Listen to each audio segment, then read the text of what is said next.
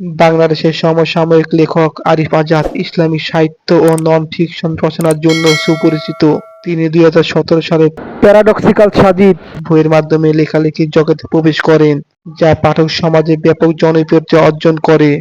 তার এই বইগুলো পাঠকদের মধ্যে বিশেষ জনপ্রিয়তা পেয়েছে এবং বিভিন্ন সময়ে বেস্ট সেলারের তালিকায় অবস্থান নিয়েছে। সোশ্যাল মিডিয়ায় উপস্থিত Arif Azad Facebook, YouTube, Telegram, Instagram এবং টুইটারে সক্রিয়। তার লেখালেখি ও অন্যান্য কার্যক্রম সম্পর্কে আপডেট পেতে এই প্ল্যাটফর্মগুলোতে তাকে অনেকে অনুসরণ করে থাকেন। তার ব্যক্তিগত জীবন, সংসার, পড়াশোনা, লেখালেখি নিয়ে তার বেশিরভাগ সময় কাটে। তিনি ভ্রমণ, বৃষ্টি এবং সমুদ্র পছন্দ করেন। আরিফ আজাদের বইগুলো দেশের বিভিন্ন বইয়ের দোকানে এবং অনলাইন প্ল্যাটফর্মে পাওয়া যায়, যেমন রকমারি। আরিফ আজাদের লেখনী তরুণ প্রজন্মের মধ্যে ইসলামিক জ্ঞান ও চিন্তাধারার প্রসারে গুরুত্বপূর্ণ ভূমিকা পালন করেছেন।